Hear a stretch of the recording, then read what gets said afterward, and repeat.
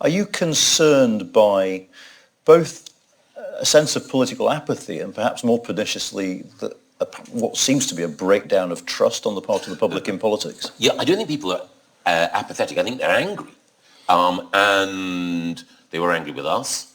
I think the danger for Labour, and indeed for any government at the moment, is the gap between the expectations that you have to generate or are generated on your behalf as you seek to win an election, and the capacity to deliver that gap may be too great. It does create problems for democracy, and this takes us back to one of the things that it was in my mind about Trump. This term may turn out to be the terrible 4 years that all his critics have predicted. But it may also be the case that there are some changes to the way in which government operates, the services are delivered, that force us all to think again about how the state works and how it can be made more effective. And one of the challenges that we have at the moment, which has been very well put by a Labour MP, Josh Simons, who led Labour Together, he's the MP for Makerfield, is people want to have insurgent governments.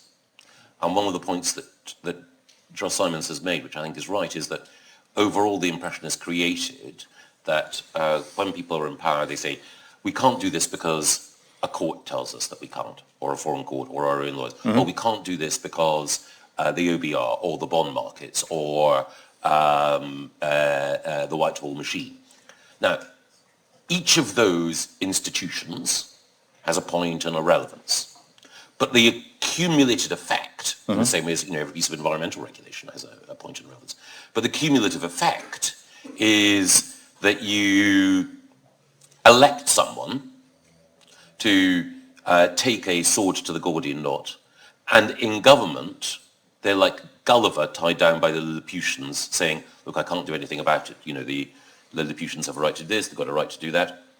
And Josh's point was that for Labour to succeed, they need, curiously enough, to be seen to be standing up for their voters against different blobs. And in a way, I think the only person I can see doing that at the moment, sorry to ruin his career further, is Wes Streeting, because he appears to be prepared to take on elements of the NHS blob, ugly word, but you know what I mean, in a way that others aren't. But I'm sure if we had a Labour figure here, they might contest some of that analysis. But as I say, I think Josh's analysis is spot on.